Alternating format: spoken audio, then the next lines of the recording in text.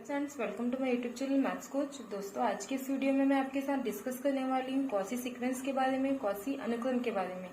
ये काफ़ी important topic है। बीएससी सेकेंड ईयर में भी इससे रिलेटेड काफ़ी सारे क्वेश्चंस एग्जाम में पूछे जाते हैं। साथ ही साथ ये आपके एमएससी और नेट सेट की जो तैयारी कर उसके लिए भी टॉपिक काफ़ी इम्पोर्टेंट है। और ये बात खासकर कि मैं ये सारा चीज़ आपको हिंदी में समझाने वाली हूँ। तो चलिए हम सबसे पहले देखते हैं कॉसी सीक्वेंस के डेफिनेशन के बारे में, है ना। यहाँ पे क्या बोला है, एक अनुक्रम ए एन कॉसी अनुक्रम कहलाता है। एक कोई सीक्वेंस है ए एन, वो कॉसी सीक्वेंस कब कहलाता है? यदि प्रत्येक एप्सिलॉन ग्रेटर देन 0 के लिए n0 एलिमेंट ऑफ n इस प्रकार विद्यमान है कि mod of a m minus a n less than होगा एप्सिलॉन के for all m n greater than और इक्वल टू n0। ठीक, या इसी को हम एक और प्रकार से लिख सकते हैं, mod of a n plus p minus a n less than epsilon for all p greater than 0 and n greater than n0। इसमें ये बोलना क्या चाह रहा है कि अगर किसी अनुक्रम या फिर किसी सीक्वेंस में, है ना, किसी सीक्वेंस से बहुत सारे पद होते हैं, है ना, तो उसमें अगर हम एक फिक्स पद के बाद, एक फिक्स टर्म के बाद कोई भी रैंडमली कोई भी अगर दो टर्म उठा लेते हैं, है ना, एक फिक्स टर्म है n0 के बाद अगर हम कोई भी रैंडमली दो टर्म उठाते हैं तो दोनों का अंतर जो होता है, दोनों का अंतर का जो मॉड होता है वो हमारे एप्सिलॉन से छोटा होता है। मतलब इन दोनों का अंतर जो होता है बहुत कम हो जाता है। ठीक है, किसी एक फिक्स टर्म के बाद, किसी एक फिक्स पद के बाद अगर हम रैंडमली दो पद उठाते हैं तो उनका अंतर जो होता है वो बहुत छोटा प्राप्त होता है हमको, इतना छोटा कि वो हमारे एप्सिलॉन से भी छोटा होता है। एप्सिलॉन क्या होता है? ये एक बहुत छोटी राशि को एप्सिलॉन माना जाता है। ठीक है, जैसे कि अगर सीक्वेंस जो होता है ए एन, इसको अगर मैं डिस्क्राइब करूं तो मुझे क्या मिलेगा, ये आपका A1, A2, A3 and so on ये जाएगा। मान लो यहाँ पे कोई पॉइंट मिलता है AN0, ठीक है, उसके बाद एक और कोई पॉइंट मिल जाता है, मान लो AM, ठीक है, उसके बाद एक और कोई पॉइंट मिल जाता है AN। इस प्रकार से आपका चलते रहेगा, है ना। ये मान लो एक सीक्वेंस है। ठीक, तो इसमें क्या बोल रहा है कि कॉसी सीक्वेंस ऐसा सीक्वेंस होता है जिसमें किसी एक फिक्स पॉइंट, एक फिक्स टर्म, मान लो ये AN0 जो है एक फिक्स टर्म है, तो इस पद के बाद मैं रैंडमली कोई सा भी पद उठाती हूँ। इस पद के बाद मान लो मैंने ये दो पद उठा लिए AM और AN, है ना, तो इस फिक्स पद के बाद मैं अगर कोई सा भी पद अपने मन से उठाती हूँ तो उन दोनों पदों का जो अंतर होता है वो काफी छोटा होता है, बहुत छोटा होता है। मतलब अंतर जो है वो बहुत ज्यादा कम होता है, वो इतना कम होता है कि वो एप्सिलॉन से भी कम होता है। ठीक है, अगर हमको ऐसा प्राप्त होता है तो हम बोलेंगे कि वो सीक्वेंस हमारा कॉसी सीक्वेंस है। ठीक है, जैसे कि इसका जो सेकेंड डेफिनेशन है वो भी लगभग आपको यही बोला। यहाँ पे हम क्या लिख सकते हैं, जो ये m है वो ग्रेटर देन दिख रहा है, हमने m को पहले लिया है तो m ग्रेटर देन n दिख रहा है। 1 2 3 4 5, sorry m greater than n नहीं, यहाँ पे 1 2 3 4 अगर काउंट करते जाए तो ये जो m होगी वो छोटी होगी किससे? n से। ठीक है, और ये n0 जो है वो इन दोनों से ही छोटी होगी। दैट मीन्स n0 सबसे छोटी है, n0 के बाद m आएगा, उसके बाद n आएगा, ऐसी। तो यही चीज है, किसी एक छोटी वैल्यू से बड़ी उसके बाद की कोई भी दो पद, इस n0 के बाद का अगर मैं कोई भी दो पद लेती हूँ रैंडमली, ठीक है, आप चाहे तो an यहाँ लिख सकते, am को वहां लिख सकते, कोई दिक्कत नहीं। तो इस n0 के बाद अगर मैं कोई भी दो पद लेती हूँ तो उन दोनों का अंतर जो होगा वो काफी छोटा होगा। ठीक, इसी प्रकार जो हमने इसको सेकेंड रूप में लिखा है, दूसरे रूप में लिखा है, वो भी हमारा यही चीज है, बस इसको लिखने का तरीका थोड़ा सा चेंज कर दिया गया है। क्योंकि हम जब क्वेश्चन सॉल्व करते हैं तो कुछ क्वेश्चन जो होते हैं जो इस फॉर्म से हम सरलता से बना सकते हैं, कुछ क्वेश्चंस को हम इस फॉर्म का उपयोग करके सरलता से बना सकते हैं, इसलिए ये दोनों ही रूप हमको जानना जरूरी है। इसमें जैसे लिखा है, मान लो n प्लस पी, मान लो कि p, हम मान लो n को हम क्या बोलते हैं, मान लो n हमारा कितना हो गया, मान लो 50 हो गया, और p हमारा हो गया कितना हो गया, मान लो 1 हो गया।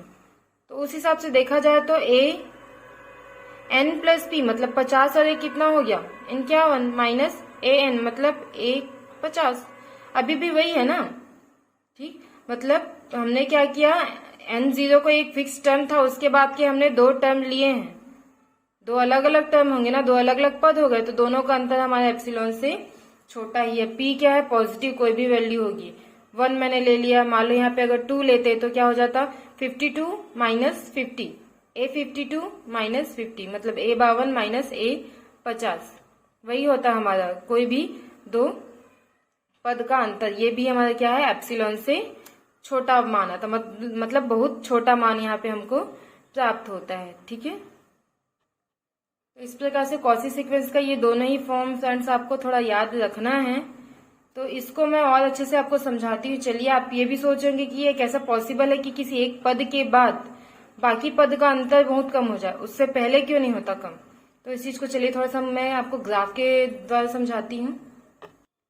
मैंने एक एग्जाम्पल लिया, यहाँ पे एक सीक्वेंस लिया है AN, है ना। तो इसको अगर मैं डिस्क्राइब करूँ तो क्या मिलेगा मुझे, n की जगह 1 2 3 4 ऐसा रखते जाऊंगी ना n की वैल्यू। तो n की जगह जब 1 रखी तो मुझे 1 मिला, n की जगह 2 रखी तो 1/2, n की जगह 3 रखी तो 1/3, n की जगह 4 रखी तो 1/4। इस प्रकार से अब मैं ग्राफ बनाऊंगी किसके किसके बीच, n और AN के बीच। देखिए, चलिए मैंने यहाँ पे एक ग्राफ तैयार किया है ना।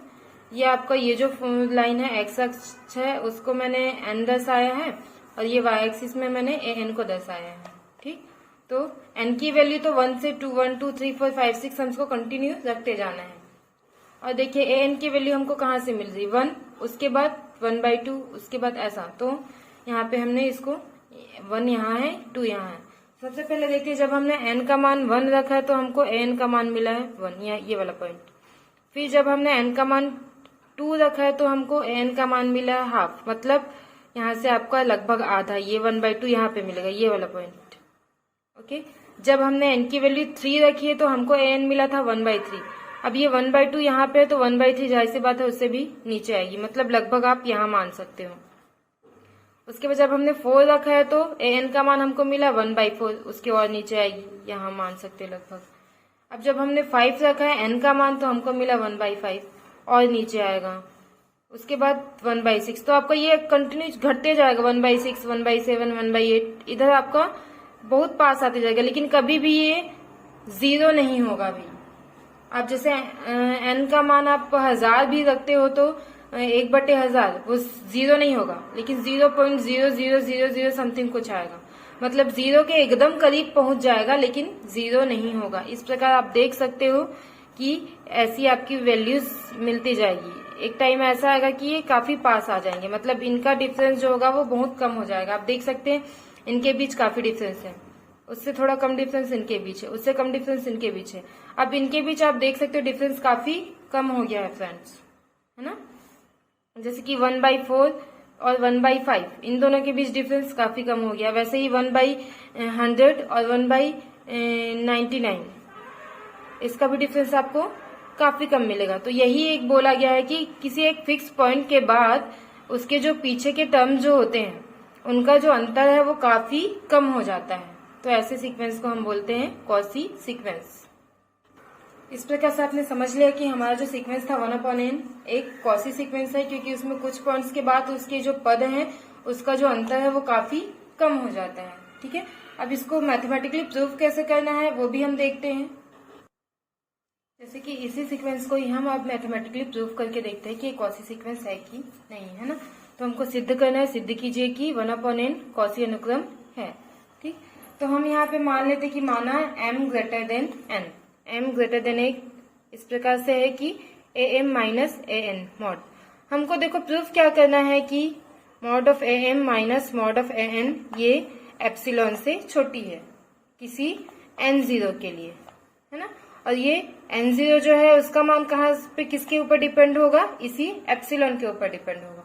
ठीक, तो चलिए हम सॉल्व करते हैं, आपको काफी इजीली ये समझ में आने वाला है। सबसे पहले हमने ले लिया am माइनस an, इसको हमको लेस देन एप्सिलॉन प्रूफ करना है। तो am का मान हम रखेंगे तो क्या हो जाएगा 1/m, और माइनस का माइनस an के जगह हम रखेंगे 1/n। ओके, देन इसको अगर हम नीचे का इंटू करें m minus m into n और ऊपर तिर्यक गुणा करें तो हमको मिल जाएगा n का गुणा 1 के साथ n हो गया, m का गुणा 1 के साथ m हो गया। ठीक है, अब हमको इसको मॉड से निकालना है। तो नीचे में तो m गुणित n, उसमें पॉजिटिव नेगेटिव वाली बात ही नहीं है। आप ऊपर में देखिए, यहाँ क्या लिखा हुआ है, यहाँ लिखा हुआ है यहाँ लिखा हुआ है n माइनस m लिखा हुआ है। ठीक, मतलब n से m घट रहा है हमने क्या देखा था, m जो है वो बड़ा है किससे, n से। भाई m जब n से बड़ा है तो हम घटा दें, यहाँ पे क्या घटा दें, छोटे में से बड़ा घटा दें। दैट मीन्स इसकी जो वैल्यू मिलेगी वो हमको कैसी मिलेगी, नेगेटिव मिलेगी, क्योंकि भाई m बड़ा है ना, हमने माना है m को बड़ा माना है, तो m बड़ा है, n क्या है, छोटा है। तो जो घटने के बाद जो वैल्यू मिलेगी कैसी मिलेगी, नेगेटिव। लेकिन मॉड का क्या होता है, मॉड से अगर कोई चीजें बाहर निकलती है तो पॉजिटिव ही निकलेगी। तो अगर अंदर वैल्यू नेगेटिव होती है तो बाहर निकालने के टाइम हम उसमें क्या चिन्ह लगा देते हैं, माइनस का, ताकि माइनस और माइनस क्या हो जाए, प्लस हो जाए, पॉजिटिव हो जाए वैल्यू। ठीक है, इसलिए हमको पता है n माइनस m का मान नेगेटिव आने वाला है, इसलिए हम जब मॉड से बाहर निकाले तो हम एक माइनस का चिन्ह हम लगा देते, ताकि इसका माइनस और इसका माइनस दोनों कैंसिल होकर क्या हो जाए, प्लस हो जाए। ठीक, इसलिए हमने जब इसको मॉड से बाहर निकाला तो बाहर एक माइनस का चिन्ह हमने लगा दिया है। तो माइनस का चिन्ह अंदर मल्टीप्लाई हो जाएगा तो क्या हो जाएगा, m प्लस हो जाएगा, और n ये जो होगा वो माइनस हो जाएगा। आप इधर साथ साथ इसको लिखते चलिएगा, am माइनस an करके, है ना, इधर सारे को लिखते चलिएगा। अब यहाँ पे अगर हम देखें तो हम mn को हम दोनों के बटे में अलग अलग करते हैं। एक बार करेंगे m के बटे में mn, m और m कैंसिल हो जाएगा, बचेगा क्या, 1/n। वैसे ही हम करेंगे माइनस का माइनस, n के बटे में लिखेंगे हम mn, तो क्या हो जाएगा, n और n कैंसिल, बचेगा क्या, 1/m। ठीक, इतना को आप अभी देखिए। इसमें क्या दिख रहा है, 1/n में एक कोई चीज घट रही है, मतलब जैसे कि मान लो 5 है, 5 में कोई भी चीज एक घट रही है, मान लो मैं वो घटा देती हूँ 1। तो भाई 5 में अगर कोई चीज घट रही है तो जो भी मान आएगा वो हमारा 5 से छोटा ही होगा ना।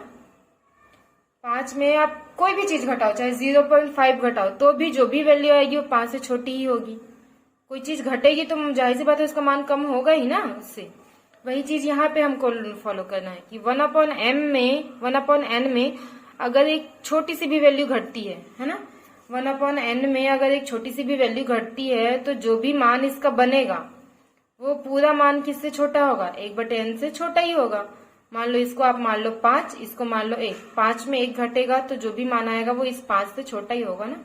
वही चीज हमने लिखा है, देखिए 5 की जगह ये, तो इसलिए 1/n में कोई भी चीज घट रही तो 1/n से छोटी ही होगी। इसलिए हम नेक्स्ट लाइन में इसको mod of am minus an, ये जो है ये पूरा छोटा किससे है, 1/n से, तो ये भी छोटा हो जाएगा 1/n से। तो देखिए हमको क्या प्रूफ करना है, हमको इसको लेस देन प्रूफ करना है। हमको जो प्रूफ करना मैंने पहले बताया था, am माइनस an को हमको लेस देन प्रूफ करना है एप्सिलॉन से। अब जो भी वैल्यू आया है इस वैल्यू को मैं मान लूंगी कि ये एप्सिलॉन से छोटा है। ठीक है ना, मैं क्या मान लूंगी कि ये जो वैल्यू आई है 1/n ये खुद भी एप्सिलॉन से छोटा है। देखिए जैसे मैंने मान लिया कि ये जो 1/n है वो खुद एप्सिलॉन से छोटा है ना। हमको क्या मिला था, mod of am minus an less then 1/n, ये मिला था ना। तो मैंने खुद क्या मान लिया कि माना ये an खुद एप्सिलॉन से छोटा है, मतलब ये खुद लेस देन है एप्सिलॉन से। ये देखिए 1/n खुद लेस देन है एप्सिलॉन से छोटा है, तो जाहिर सी बात है कि ये am माइनस an ये भी लेस देन हो जाएगा एप्सिलॉन के, है ना। तो यहाँ पे 1/n लेस देन एप्सिलॉन के, इसको अगर आप पलट दो, बटे को पलट दो, मतलब 1/n है वो नीचे से जो ऊपर चला जाएगा और ये ऊपर है वो नीचे आ जाएगा, तो ये जो चिन्ह होता है वो चेंज हो जाता है। जैसे कि आप लिखोगे 5 छोटा है किससे, 6 से, लेकिन यहीं पे अगर आप चीजों को पलट दो 1/5 और इसको कर दो 1/6, तो यहाँ पे आपका चिन्ह पलट जाएगा। क्यों, क्योंकि अभी 1/5 बड़ा हो गया है किससे, 1/6 से। सेम चीज यहाँ पे 1/n छोटा था एप्सिलॉन से, लेकिन अब मैंने पलट दिया चीजों को, है ना। तो ये क्या हो जाएगा, अब n जो है वो बड़ा हो जाएगा किससे, 1/एप्सिलॉन से। तो ये जो हमको प्रूफ करना था फ्रेंड्स, ये मिल गया कि mod of am minus an जो है वो लेस देन एप्सिलॉन। ठीक है, और यहाँ पे आपको n0 भी मिल गया। n0 क्या है, ये वाली वैल्यू को हम मान लेंगे n0 कि ये जो n है वो n0 से बड़ी है ना। मिल गया ना। अगर इस वैल्यू को हम क्या मान लेंगे, n0, तो हमको क्या मिला, ये n जो है वो n0 से बड़ी है। और m हमने लिया था, m क्या है, m तो इससे भी बड़ी है ना। m हमने माना था ना, m तो इससे भी बड़ी है। तो हमको कुल मिला के क्या रिजल्ट मिल गया है, mod of am minus an less than epsilon. ये देखिए इसको मैंने यहाँ लिख दिया, for all m n m n, ये दोनों खुद है, ये एम बड़ा है एन बड़ा है, m n greater than n zero, ये दोनों एम एन क्या है ग्रेटर देन है एन जीरो के। तो ये आपका प्रूफ हो गया। उसकी हमारा जो सीक्वेंस है 1/n वो क्या है, एक कॉसी सीक्वेंस है। दोस्तों मैं उम्मीद करती हूँ कि आपको ये कॉसी सीक्वेंस काफी अच्छे से समझ में आया होगा। ठीक है, अब हम मिलते हैं अपने नेक्स्ट वीडियो में, तब तक के लिए बाय बाय। और मेरे चैनल को लाइक और सब्सक्राइब जरूर कीजिए।